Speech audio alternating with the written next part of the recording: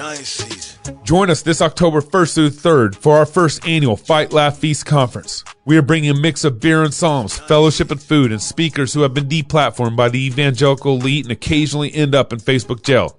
Step out of the boring, benign Christian conference circuit and step into the rowdy Christian world of engaging culture while standing firmly on God's word.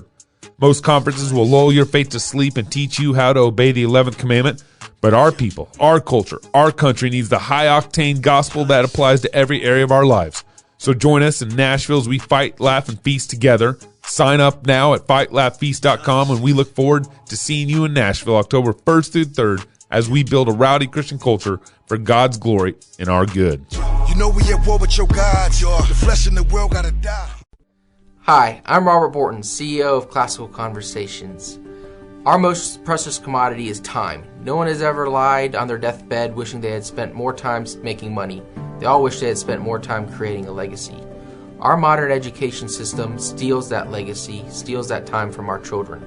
That's why I'm passionate about homeschooling. That's why at Classical Conversations we want to give you more time to create that legacy, follow your passions, and glorify God. Visit classicalconversations.com for more information. Lady Antebellum, Dixie Chicks, Don't say Antebellum. Halle Berry. Hey, that's illegal. You can't do that. You can't do that. Wokeism is worse than the COVID. That's what's going on. It will be, that's for You know what sure. I'm saying? Hey, if it's not a sin, just submit. Ooh. Okay? Well, okay? Don Lemon doesn't even think Jesus was perfect. Yeah. Lemon. You remember when people used to say, well, this is a wisdom issue? Right. People don't say that anymore, do they? No. They don't say that anymore. You know, We also have a great interview. Dr. J. Dr. J. Dr. J from Stanford. Dr. J. J. Bhattacharya. Bhattacharya. Bhattacharya. Say it again. Bhattacharya. Charya. No, Dr. J. He's oh a my Presbyterian. goodness. That's all you need to know. Yeah, Dr. which is why you J. should get He's his from name Stanford. right. He's fantastic. Dr. Really, J. Bhattacharya. Really good to So have him. excited about that. He's going to stay in the join us. next two segments with us. I'm That's looking right. forward to that. That's right. Oh, so, man. hey, really appreciate the club members. I don't think you guys understand the power of you joining our club membership. We really appreciate how you guys Message. support us. I mean, it's unbelievable. Now, Ben Shapiro, the Daily Wire, they got 136,000 club subscribers. Wow. We are right behind them. That's our goal to get there. But man, our worldview is even better than that. You know what I'm saying? Come on now. Have you seen I think it's a meme. It said if the NSA actually had the budget of the military, and there's like the astronaut who's going to plant flags on Mars, or like kicking up aliens in the face and planting the flag, and going around Venus planting the flag. It's kind of like if we had the budget of the Daily Wire. Yeah. Woo! That's kind of how I feel right now. Yeah. So thank you guys. Please subscribe. Join our club membership. Of course, you get a nice, fantastic Fight, Laugh, Feast T-shirt. You get access to our club portal and all that stuff. But more importantly, you get to support our network and what we're trying to do. And if you can't become a club member, one of the best things to do is right now click the share button. Yep. Click it. Share the button. Does that really help? Oh, wow. It's currency. Social media currency is just clicking that little button. Share. And subscribe. And a lot of you guys are new listeners. I don't think you guys know what our club membership's been able to help us do. I mean, we're on DirecTV now, on NRB. We're on Xfinity right. with TLN, and then we got a couple other local TV stations. And Lord willing, we'll have some more TV stations to be picking us up over the next year. And because of that, we get guests like Jay Bhattacharya, who's like, well, That's they look right. reputable. I'll go on that show. they look reputable. Say his name again. Jay Bhattacharya. He's got it down. He practiced that before the show. Well, I was just like, Dr. J. I should put That's doctor as in far front as of I'm that. going with that one. Dr. J. Hey, y'all should come to Moscow for Grace Agenda. It's coming up in a few weeks. Yeah. August 14th and 15th. Yep. I'm going to be speaking. Pastor Wilson's going to be speaking. Nate Wilson's going to be speaking. Uncle Gary, is he supposed to be speaking? I think Uncle Gary. That's right. Of God and Government fame is speaking. It's a school of practical Christianity. Yeah. We're just bringing basic Christianity home, like how to Boy, walk, we need that. how to walk with Jesus, how to confess your sins, how to be clean, how to have joy. How we need that. how to read your Bible. Yeah. It's How to know Jesus is perfect. And in all this craziness, we can't forget That's the the basics, foundation. right? You got to That's keep right. the Amen. basics basic if you want to grow up and face the giants we got in the land. And Yeah, Cross amen. Politics is going to Ooh, have a say meet that. and greet with Dome Creative Agency over at Darren's. Actually, Darren's got a really cool remodeled barn. We're going to throw a big party in there, a little meet and greet, drinks when's and everything. that? Bring your kids. I'll be on Saturday night, 7:30. It's on the schedule, on the agenda. Okay. Bring your whole family. Uncle It should Gary's be a gonna be good there with time. us, too. Uncle Gary will be there. We'll be It'll kicking a- it with Darren, Yep. hanging out, fight, laugh, feast. I almost said fast. We won't be fasting on that none one. of that. None of that. Party. And club members, email me if you guys want your discount codes to our conference. Our conference obviously is in Nashville, as you guys been making your plans to get there October 1st through 3rd. Email me if you don't have your discount codes.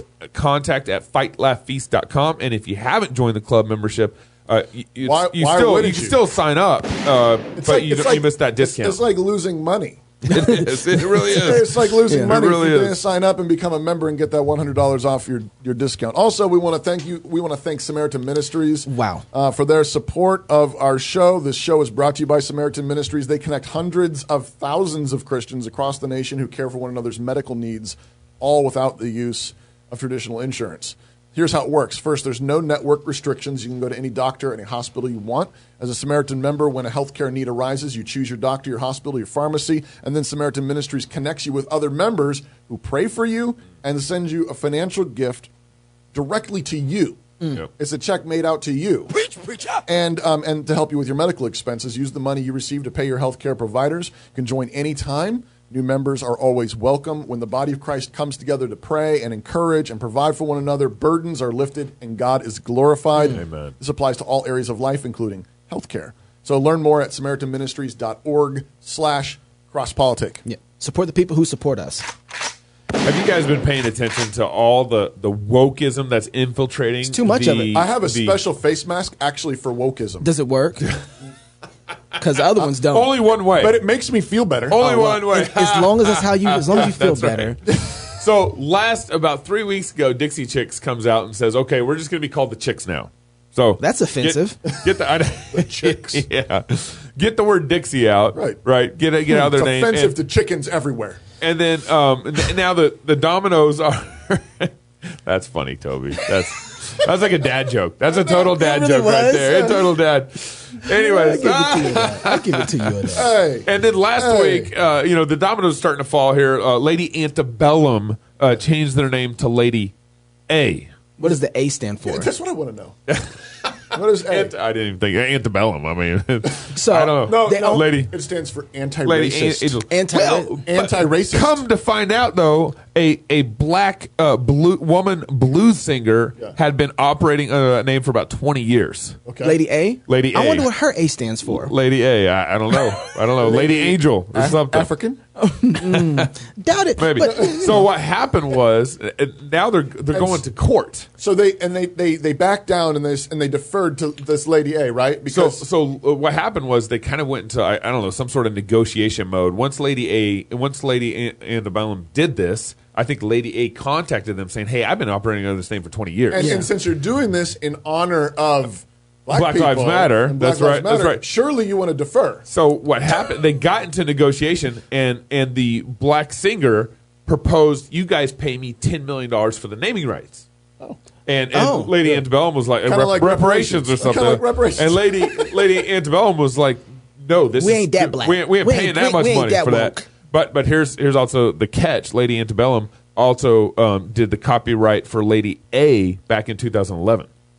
Oh, they actually got the copyright. they actually got the copyright. And Miss Lady A didn't actually have the She copyright. didn't have the official copyright. She'd just been operating on that name for. Been doing it for 20 So years. now Lady Antebellum responded and said, "Well, we're actually going to have to go to court now because she's asking for $10 million for this name, and we aren't going to pay it because we actually own the copyright." Yeah. is this about black folks or ain't it? That's all I'm asking. Yeah, right? If it is, Yeah. then submit. I got an answer for you. What's that? It ain't. Oh, okay. Then, they then don't you really care. pay. That's You it. pay. So they like it's like face masks. They just want to make it seem like They want to look virtuous. right. They want to That's seem right. like it's working. They want to look like That's- they love their neighbors. Right, That's right. for real. They just want to. But they don't actually want to. You know the problem with that is when you make up a false standard of loving your neighbor, then you start having this domino effect where everything just is Well, virtue signaling. Love is love. That- Maybe what happened. It's Maybe, whatever I want it to yeah. be. Yeah. Well, and you know she's seeing a great opportunity here. Like, you know what? I can make about $10 million. Y'all got it. Yeah, you want yeah, I know. Listen, Yeah. she pulled a Lecrae. Hey, we want that stock. You know what I'm saying? Like, you got Oh, it. Chick-fil-A. You know, if you're gonna switch it up. Well, maybe Lady Antebellum needs to go to the Seattle. Yeah, the segregated training sessions. Yes, maybe that's what What? they to should help do. them undo their whiteness. So Well, the city of Seattle. Yeah. Go, Toby. It's held a racially segregated employee training session. Racially segregated. Whites employee over here. Training session aimed at white staffers and instructing them to, quote, undo their own whiteness. In order to don't look at me like that. In order to be held accountable by people of color, according to documents obtained by public records requests. One handout distributed in the session declared how, quote, racism is not our fault, but we are responsible. Another white Racist. That's racist right there. Another one said that white staffers must give up their land. What? And their guaranteed physical safety in order to be an accomplice for racial justice. Give up their land and their guaranteed physical safety. This, I think, is a response to the whole CHOP thing. Okay. Oh, okay. All right. Basically, the city of Seattle was. I don't know when this happened. Did you check the date on this? I have not seen a date. I hope it was this year. It was 2 days ago. Published. Okay. So, but it was, I think, someone in response to that, and what they're basically saying, look, they need this space, this land. Okay. Of Capitol Hill, where CHOP is existing now. CHOP's been undone now, kind of basically. But they're saying this in general, like you just let them have the space, let them have their land. Because black people did so well there at CHOP'd. Right. Yeah. They got chopped up. They got killed. Yep. You see that, Dad? Do you see that, Dad? That's ridiculous. We say this all the time, but God tells the best stories. I mean, he's like, you want to call it CHOP? Oh, all right. It's brutal. Yeah, black people didn't do well there. No, we didn't do so good. No. And that was under a leader. They were forcing people to go around. If you know a black person, you're white, give that person $10. And I was like, $10? That's it. You can get bought off for that? That's all you gonna give me, $10? 400 years of slavery, you gonna give me $10? Okay. Governor Inslee apologized for those deaths, right?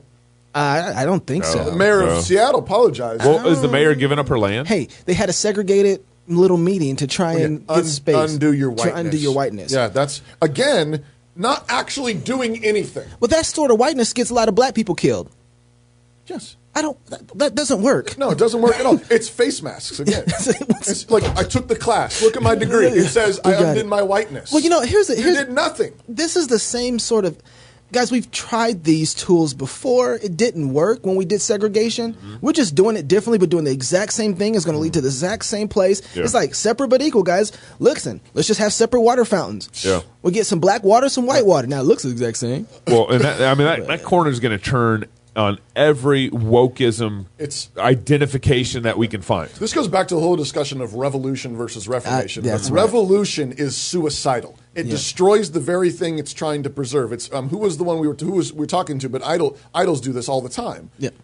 It was Pastor Wilson. I think it was in a sermon he was talking about this recently. But whatever you worship instead of God, you ultimately lose. That's right. You ultimately destroy it. And so when you idolize some kind of racial harmony, or you idolize whatever ultimate equality, or all these things, what do? You destroy it. And the ones who get hurt the worst are the ones, minorities. The ones who have the least protection. The least protection, they're the ones who get hurt the worst in situations like this. And frequently it is the poor. It is, in particular. Yes. It can be racial or ethnic, but frequently, and this is why the Bible is so hard on the rich, because when you have wealth, you have the ability to sort of insulate yourself. We were just talking about this with COVID. From the effects of your stupid policies. That's right. And so you have rich elite people who can be like, burn that building down. That's right. And then they come to their door and they're like, help.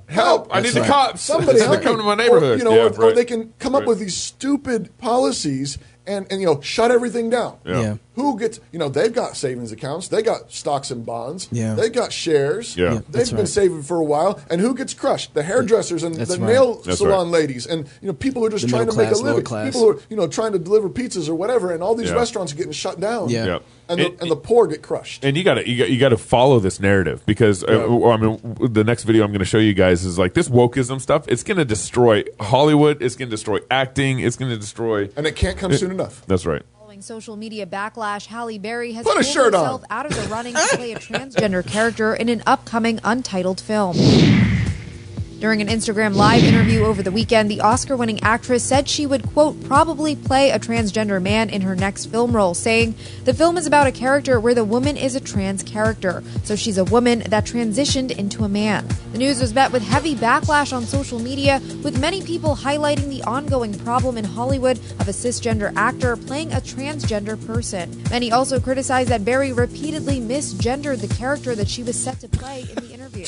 On Monday night, Berry apologized and tweeted that she was no longer considering the role, writing, over the weekend, I had the opportunity to discuss my consideration of an upcoming role as a transgender man, and I'd like to apologize for those remarks. As a cisgender woman, I now understand that I should not have considered this role, and that the transgender community should undeniably have the opportunity to tell their own stories. She added, I am grateful for the guidance and critical conversation over the past few days, and will continue to live. I can't even finish that. How she has a better chance of playing dry water because she's going to play something that doesn't exist. She can't play anything. A woman that transitioned to a man, that's not possible. That's that. There's that. that. It's impossible. You can't play something that doesn't exist. The emperor has no clothes. Might as well play dry water. It's a better chance. But this is destroying acting. Yeah. Because what the logic of this is you cannot play what you are not.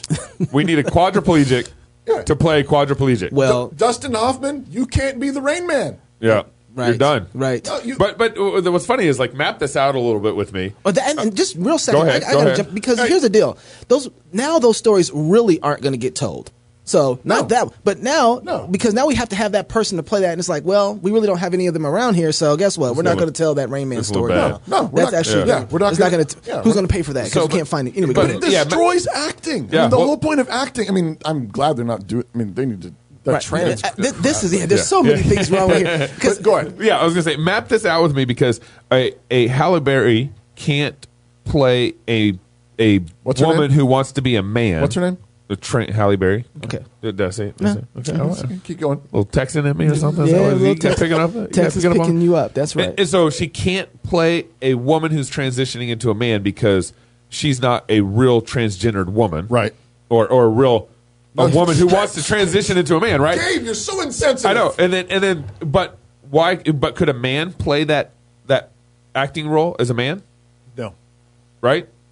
No. It has to be someone who Has has to be a woman who's Actually, who's cross-dressing as a man. right. Actually. Well, and this is You can't play what you're not, which just destroys the whole concept of that's silly. acting. That's remember silly. we were talking about this. I mean, Mel Gibson, you destroyed Braveheart.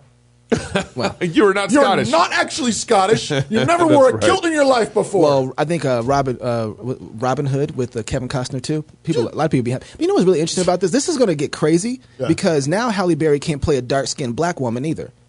Because there's a real separation between light skin and dark skin, especially in our culture. And so, who's going to play? Why can't we find a dark skinned woman to play this? Right? Like, okay, now that all of a sudden this doesn't have an end. It's going to eat itself. And what's really bad about this? It's completely. There's already hardly enough acting jobs for black women in the industry anyway, and they know this.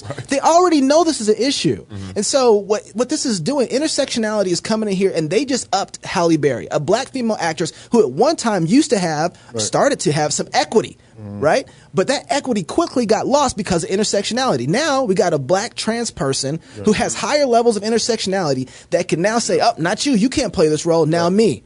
Okay, and so now we've changed we've changed the class of people. Yeah, but there's no rules really. Revolution has no rules. It's that will change eventually. It's rage. It's hate. It's fear.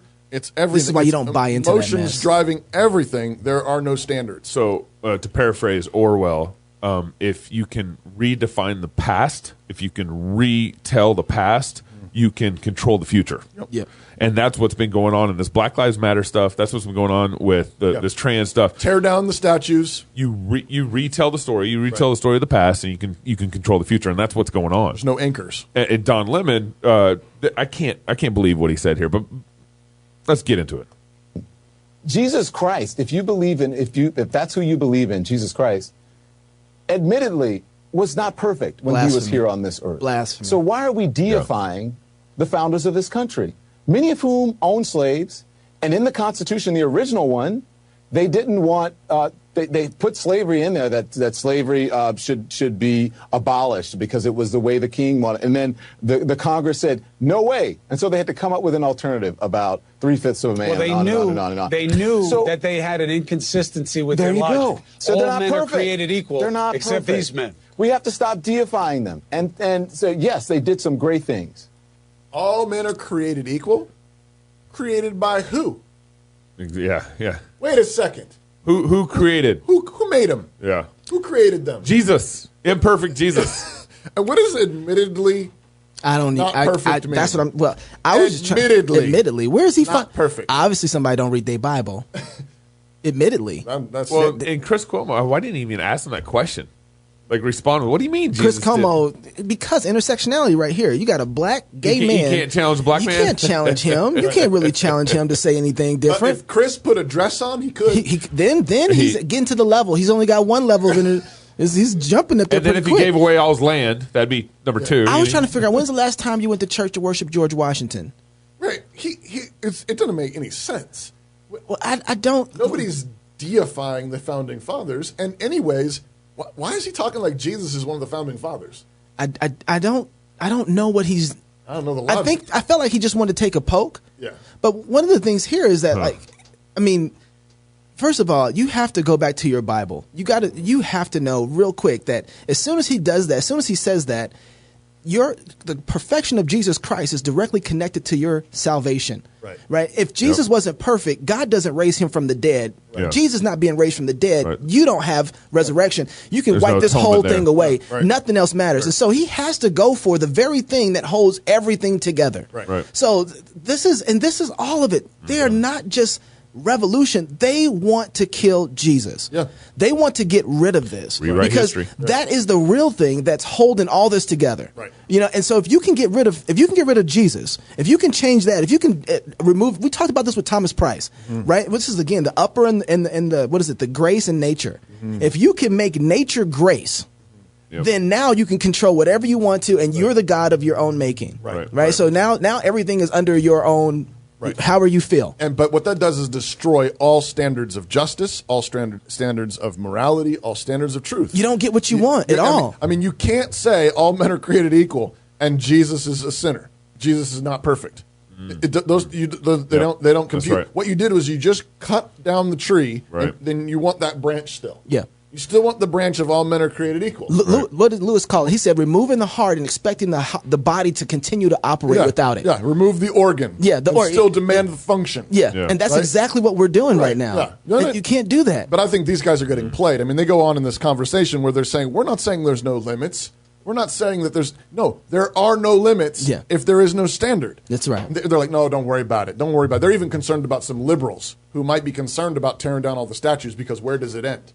Because now they're tearing down statues of Frederick Douglass and Abraham. It's hard to know if he was black though in a statue. It's like I don't know if he's black or not. Get rid of it. But that's what's driving this though is there's nothing logical about what's driving this. What's driving this is the mob. What's driving this is fear. What's driving this is rage. Yeah. It's revolution, which doesn't. There's no standard. They don't love culture. They don't love law and order. Yeah. They want to destroy it. Yeah. That's what they're going for. And when you drive things like this, and when you have no objective standard, the people who are accepted collateral damage, just like the Frederick Douglass statue, is accepted collateral damage are black people, minorities, the lower income people. Because all you're left with is might makes right. It's a thoroughly. And who has all the might? Right. Bunch of rich white people. Well, which is why Lady Don Antebellum. Lemon. Yeah, and Don Lemon. Which is why Lady Antebellum can get away with the name. Yeah. Right, and sue the lady that had it for 20 years. And I just got Hebrews 7:26. For it was fitting for us to have such a high priest, holy, innocent, undefiled, separated from sinners, and exalted above the heavens. That's the God we serve. Right. And if we're going to survive this, we better start anchoring everything we're talking about, everything we're doing in the gospel, in the person of Jesus Christ. You better give yourself an organ. Come on now. Come on. I better end. All right, when we come back, I'm playing the wrong music, but that's okay. When we come back, we're going to talk to Dr. Jay Bhattacharya. We're going to finish on the whole COVID-19. Oh, man. It's a good, longer interview. It is. Stay tuned. Great Enjoy wisdom. it. All right, more of Cross Politics coming back with Dr. Jay Bhattacharya next. When a medical need arises, hundreds of thousands of Christians across the nation care for one another by sharing financially for those medical needs. Samaritan members pray and reflect God's love and care by providing for one another. While times continue to change, God's love doesn't. He cares for us as we are called to care for one another.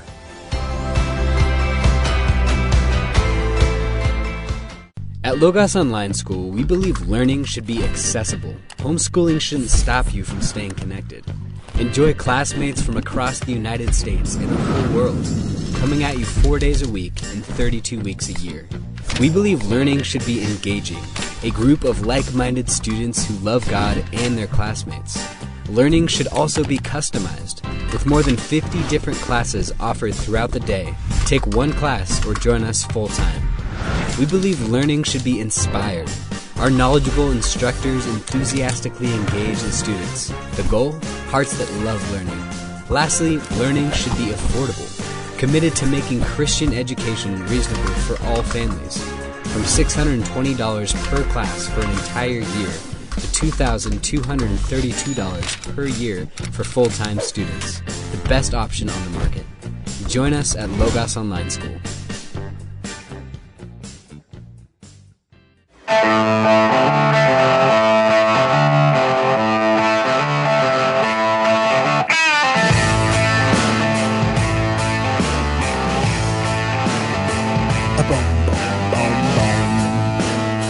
Something's different.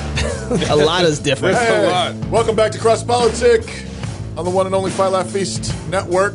Is it wrong to be giddy? I'm so giddy right now. You're giddy right now? Giddy. Excited? Yes. Hey, make sure you download the app. Search Fight Laugh Feast at your favorite app store. You can get all our shows there, episodes there, daily news briefs there. We are very thankful and excited. This is why Knox is so excited. He's giddy Yes. to have Dr. Jay Bhattacharya with us in the studio Can't believe it happened. Dr. J. via Skype. He's a professor of medicine at Stanford University. He's a research associate at the National Bureau of Economics Research, a senior fellow at the Stanford Institute for Economic Policy Research, and the Stanford Freeman, I can't pronounce that institute. He holds courtesy appointments as professor in economics and in health research and policy. Basically, he's a ninja. Yes. Wow. He directs the Stanford Center on the Demography of Health and Aging. Dr. Bhattacharya's research focuses on the economics of healthcare around the world with a particular emphasis on the health and well-being of vulnerable populations. His peer-reviewed research has been published in economics, statistics, legal, medical, public health, health policy journals. He holds an MD and a PhD in economics from Stanford. Wow. Dr. J, thank you for joining us on Cross Politic. It's my pleasure to be here. Does Governor Gavin Newsom, does he call you and get advice?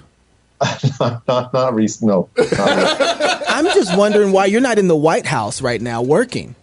Why, I work with some folks inside the federal government on at the FDA and CMS. So it's possible to do work without being, up near the top of the food chain. Yeah. Well, I would have you sewed up if I was them. But anyway, that's another story. Replace Fauci with Dr. J. I'm with that. I'll take that sub any day. And just really briefly before we jump into the interview, you're a believer in the Lord Jesus Christ. You're a Christian. Tell our listeners a little bit about your walk with the Lord. Sure. I was born in a Hindu family. I was born in India, actually. When I was about 20 or 18, 19, when I was 13, my dad had a heart attack, and this Baptist church sent out missionaries to us. This fantastic woman, Maureen Bryan, she ministered to our family. My whole family accepted Christ when I was 15, but I was too smart to do it. I met Christ when I was 18. I realized how not so smart I was. Yeah. And I accepted him as my Lord and Savior then. I've been a Christian since then. Now I'm a elder at a Presbyterian church in Mountain View over here. Oh, it just doesn't get any better. He's an elder too. Praise the Lord. Thank you. Baptizing those babies. Hey, Dr. J, so we want to jump in. We got a bunch to cover with you, but just so we don't miss something, I want to zoom way out on the whole thing and just say, okay, just really quickly, in a short period of time, describe for us, what is COVID-19? So it's a infection. It's infection of a virus called SARS-CoV-2. It causes in people a very wide range of symptoms, ranging from basically nothing. Probably about half the people that get nothing, to no symptoms. You just have the infection, then you clear it, just like you would with any other cold, all the way up to a very deadly viral pneumonia, where your lungs fill up with copies of this virus and you can die from it, as we've seen. Yeah. Is it unique in the SARS family? Is this particular strand COVID-19? Is it unique? I mean, it's a coronavirus. There's I think 6 coronaviruses that infect humans. This would be another one in that. It's SARS-CoV-2, so it's the second in that sort of SARS. Branch. So it's not unique in that sense. What is unique is that it spread worldwide. The first SARS, was in some sense more deadly. It looked like it killed more people that got infected, but for whatever reason, it sort of flared up and then disappeared. No one knows why. This one obviously hasn't. What are some of the important facts about COVID-19 that maybe no one's paying attention to, or is just not making it into the news? Well, the first is what I started with. It can be deadly, but for most people that get it, it's not deadly. I think people have now that we've lived through months of it, we live in fear of it. Yeah. And I don't think with the exception of people who are vulnerable, and we'll talk about those folks in just a bit. Yeah. For most people, it's not something to fear. Yeah. It's there are many viruses and many bacterial infections that we face as humans every day. Some of which are deadly, and some of which have we can do very little about in terms of curing, other than giving support. Yeah. It's less deadly than many of those viruses for most people. Now there are groups of people, so older people, say 65 or 70 and up, maybe with underlying chronic conditions, for whom this is more deadly. Yeah. And we absolutely need to be concerned about how to protect those folks. But for most people, it's not cause of fear. And actually, one other really important thing is children. A lot of people talk about the 1918 flu epidemic, which hit younger people at very, very high rates and killed them. This is the opposite. This virus is the opposite. In California, there's not a single child 18 and under that has been killed by the virus to date. And I think nationwide, 10, 15, something on that order. To date, it does not. It's much less deadly in children than it is in adults. The other thing that's really interesting about it is children that get it don't seem to spread it to adults. So in Iceland, for instance, there was a study that an absolutely fascinating study where they pulled the virus out of 15% of the population, and they sequenced the genome of the virus for every single person. Yeah. And what they found was, like, let's say I'm infected with the virus, and I have mutation A, and you're infected with the virus, and you have mutations A and B for the virus. Well, that means that, and I don't have mutation A in the virus. Well, that means that I must have passed it to you, but you couldn't have. I might have passed it to you, but you couldn't have passed it to me. Yeah. They did this for every single virus that they found, and they found not one single instance in Iceland of the virus passing from a child to an adult. Wow. Not one instance. Why has New York? Why is New York? Why were they hit so hard with this? Or Italy, or death rate? Yeah, or even Italy, and not L.A. or another big like city, metropolitan area. Yeah. Well, I think there's still growing cases in places like LA, but so we'll see. But I think part of the issue is that early on in the epidemic, like you could see this in Wuhan and in Bergamo, in Italy, there was a lot of desire to put people in hospital settings. In many of those places, the virus actually spread in those settings. You get the high levels of viral load. Other people are infected. In New York in particular, and actually in many places around the country where you saw the virus spread more in older populations, people who were at least partially recovered were sent back to the nursing homes that they came from and spread the virus there. Yeah, right. As I said earlier, people that are older are vulnerable to this. So we basically fail to protect the people who are most vulnerable. And now we're doing a very, very good job of isolating people who probably won't die from the virus. Children, for example. We close down schools. Right. Is there something to be said about like the mutation of the virus, that the longer it goes on, the weaker it gets? Meaning it starts in New York and then kind of spreads out from there and then gets weaker by the time it gets to Idaho or something like that. I don't know. There's an iron law about about its becoming weaker over time. It may or may not. I mean, I think with like some evidence, for instance, that the reason why the Pacific Rim countries and China had less spread of the virus, and sort of to some extent is, for instance, Taiwan has been very successful in controlling the spread of the virus, is that there was a mutation in an arm of the virus called the G-glade, and that mutation, when it spread to Europe, made the virus more infectious. And that explains why Europe and the United States, which has this G-glade variant at higher rates, has spread more than in the Eastern Rim countries. There's some sense that there's some hints that maybe in the West Coast there's been less of the G-glade variant, which also explains partly why the spread has been slower. And also potentially the second wave is the G-glade spreads. So there's a lot we don't know about the virus. I should have started that to begin with. Sure. I'm still learning a lot from this, and every day I'm trying to read the scientific papers, and I there's stuff I have to revise my views on all the time. Yeah. So what I want to know is, speaking of your work and what you do, what are the things that you have learned about the virus and what you've learned, how we've responded to the virus that actually might not have been right?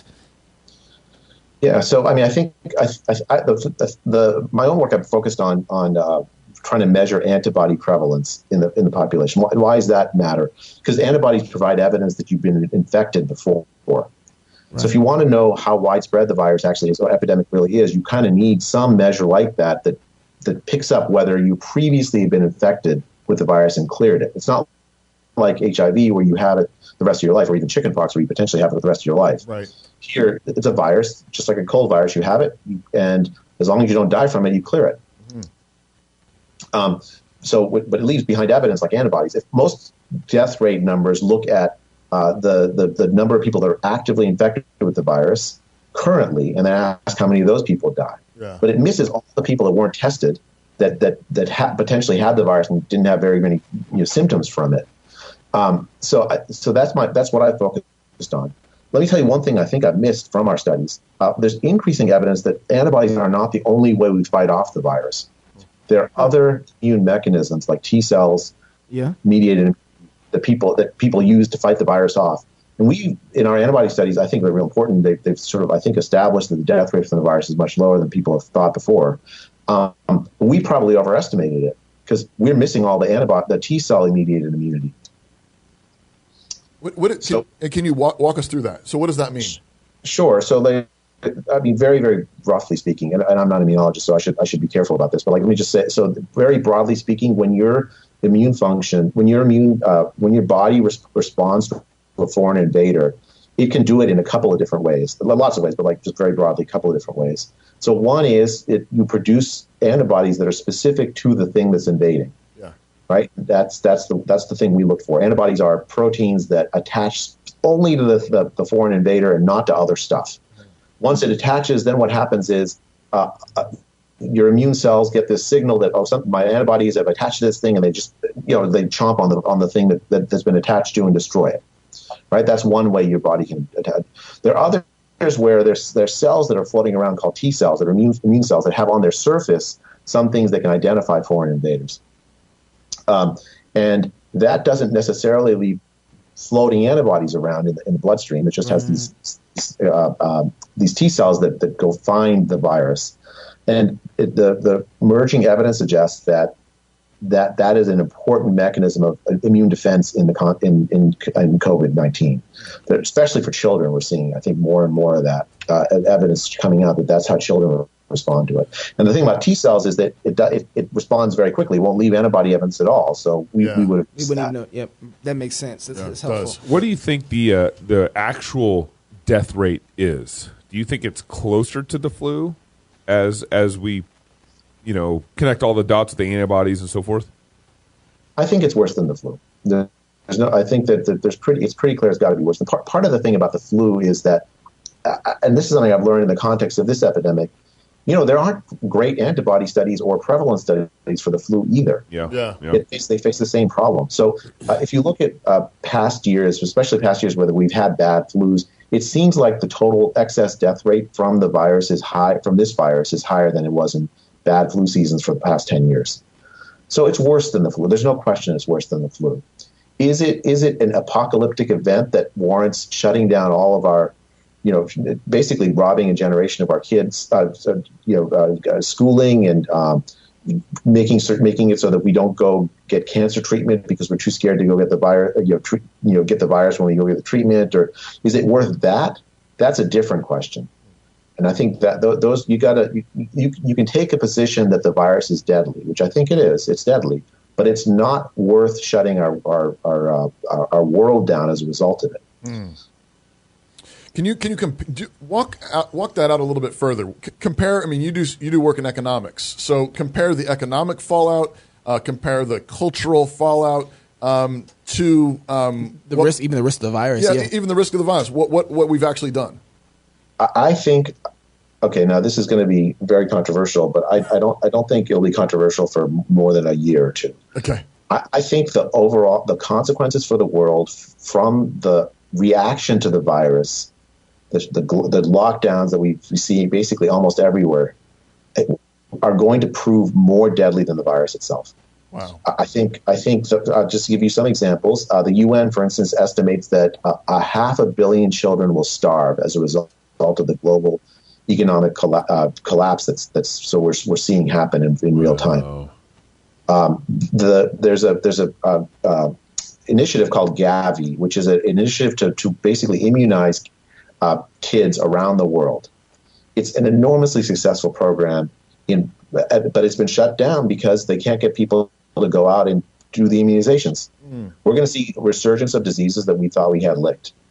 Anti-malarial campaigns, mosquitoes in Africa, tuberculosis. If you get tuberculosis, it takes, you have to get treatment for a very, very long time. And we essentially regularly, and if you don't, then it comes back. We're seeing those tuberculosis campaigns shut down worldwide.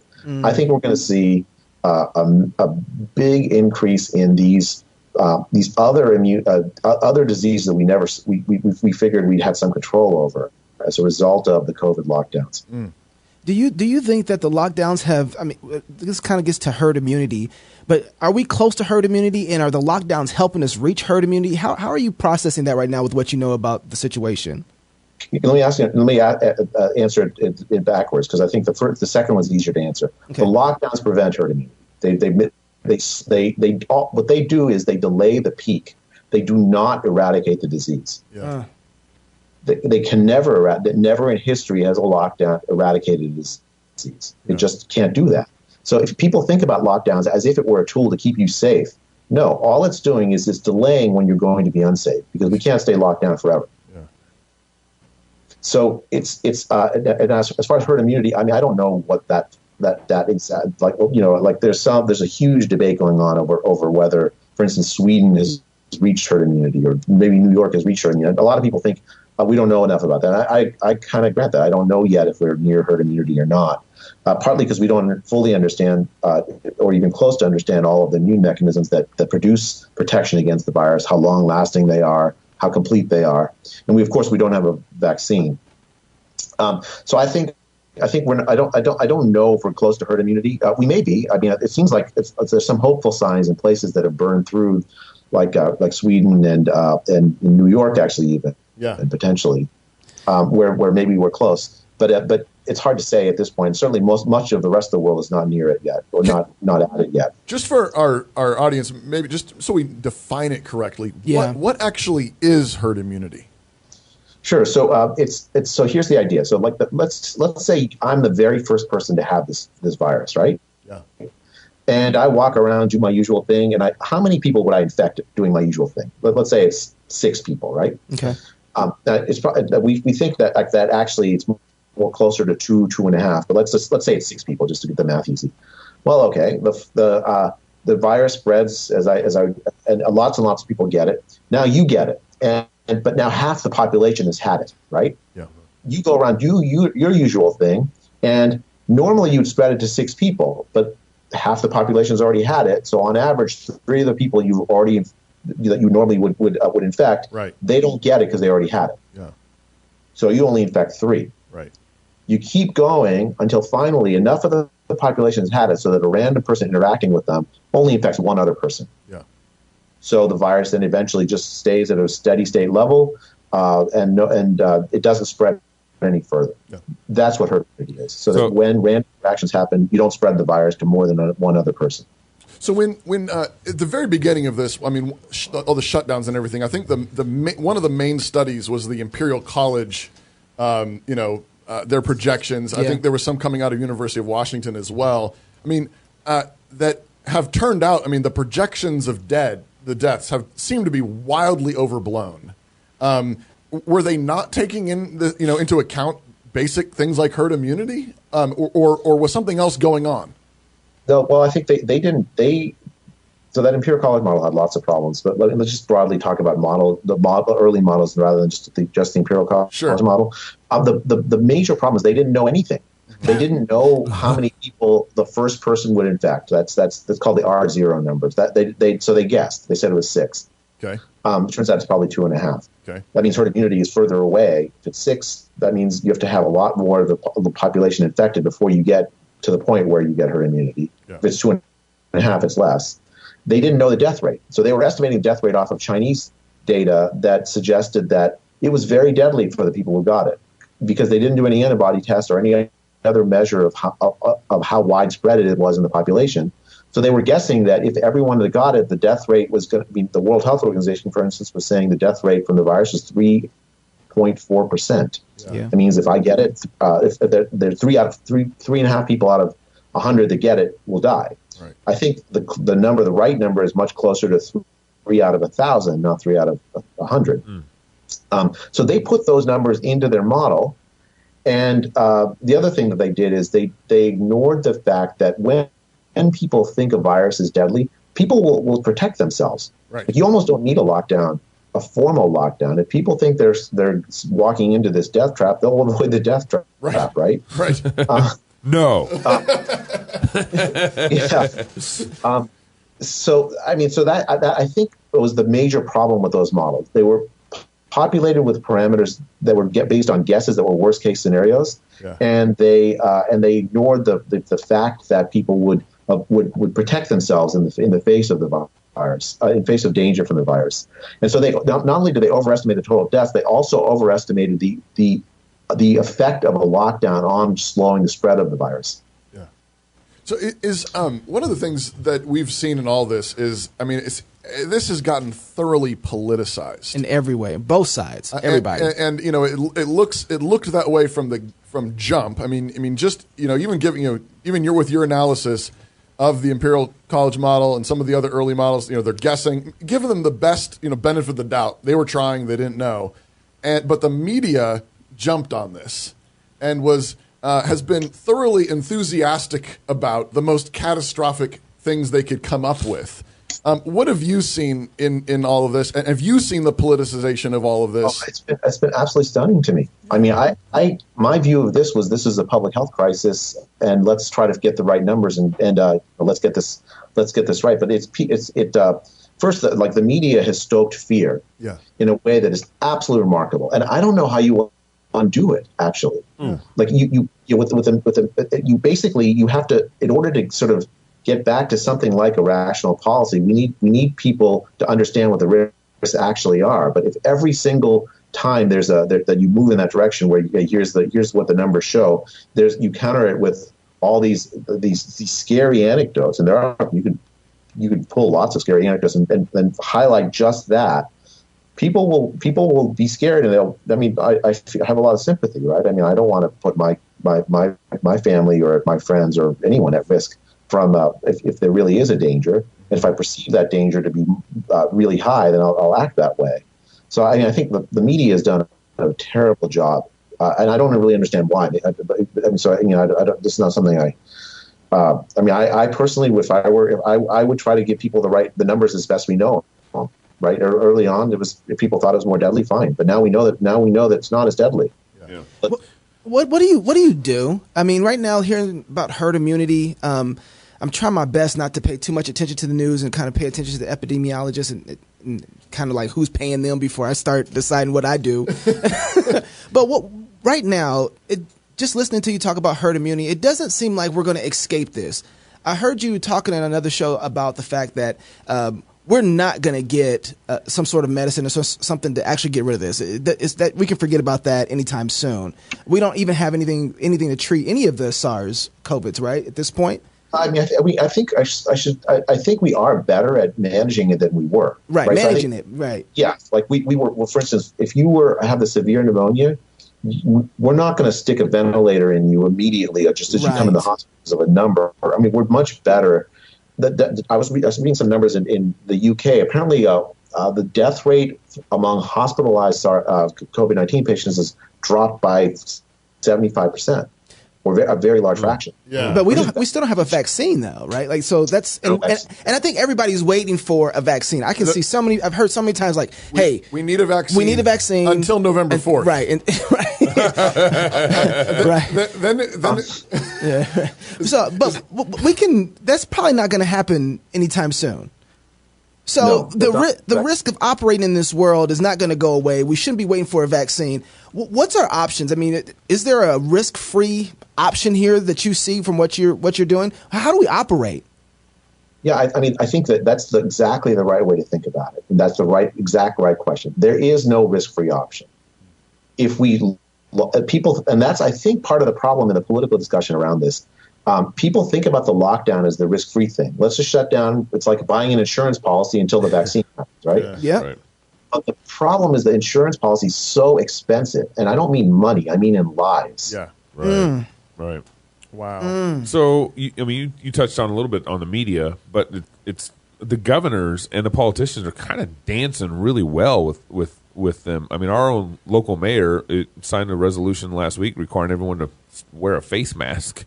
And in California, and you can't sing in your worship services.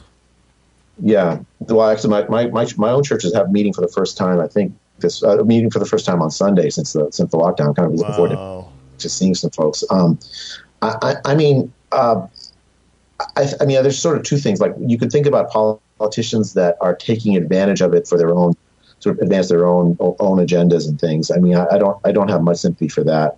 But there are a lot of like folks who they're just risk averse. Yeah.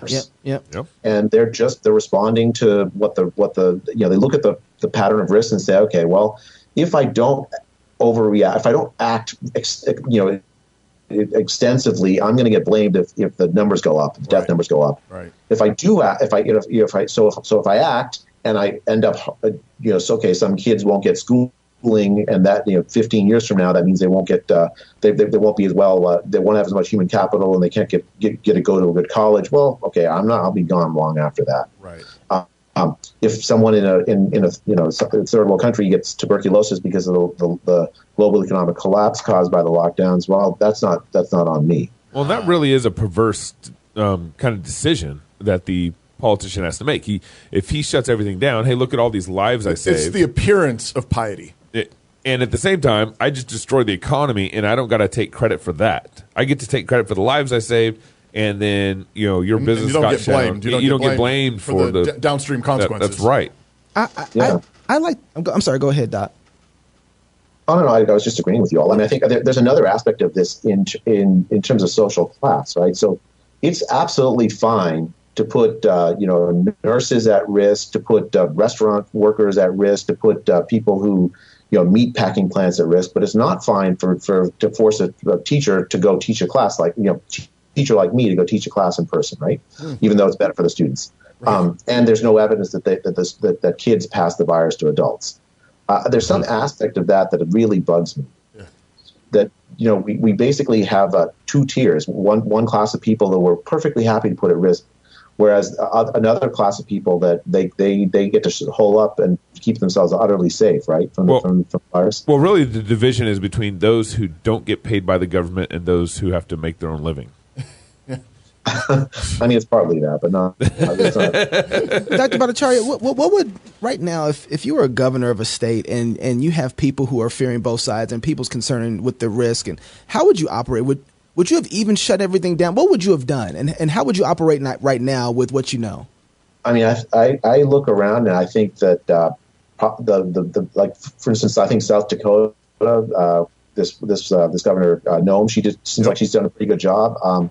I think it takes Sweden. I think they've done an incredible job under enormous pressure to switch around. Yeah. I think it takes a massive amount of political courage to say, look, here's the strategy we're following. Here's the data. It's risky, but doing the opposite, doing the other this lockdown strategy is also risky. And here are the ways to do it. I think if I were a political leader, I would square with the people and say, here's the data, here's the uncertainty. I'm making this decision based on what we know. I'm not going to do it on the basis of fear. I'm going to do it on the basis of what I think is best for the long run health and well-being of the people, not just today, but a decade from now. So this is obviously that's not a popular opinion, and you've been interviewed a number of times. You've been giving us facts. You haven't been giving in to scare tactics. What's the response been to your work? Yeah, I mean, have you been canceled yet? I got to say, personally, it's been, in some ways difficult. So, like, I think the press has come after my family, for instance. Yeah. I think the university, I've had some. I expected in some ways for the university to act to protect my academic freedom better than it has.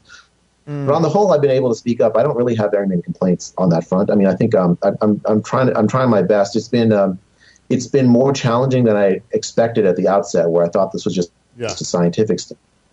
Right. You thought people cared about science. It's just the facts. That's all I was naive, I admit.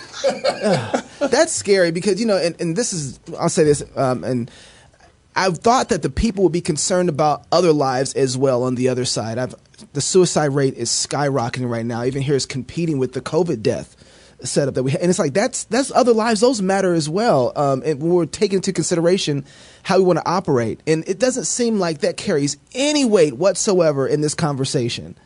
And so it's just very disappointing to see that I don't think we're thinking anymore. And so, like you said, the facts don't seem to matter much in this conversation.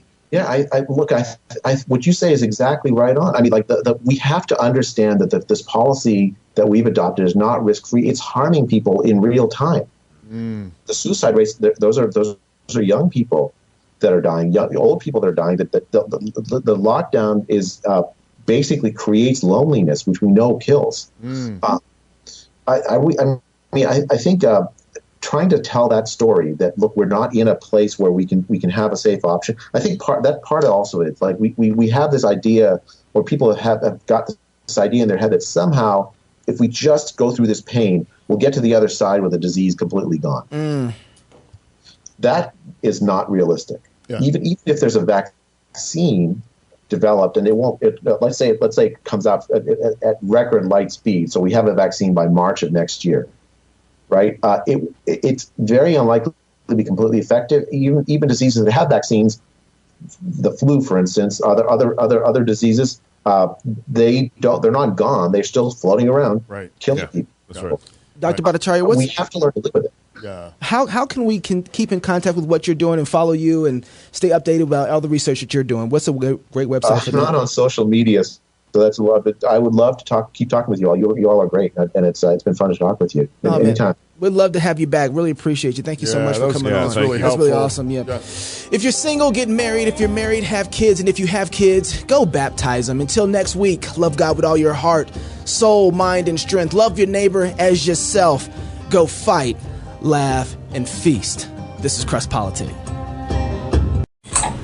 Most Americans love their higher education like they love their cheese. Factory produced, unhealthy, floppy, and neutered of flavor, thanks to the easily offended. We prefer our education sharp, hard, and handcrafted in Idaho. New St. Andrews College. Biblically integrated, culturally potent, liberal arts. In person this fall.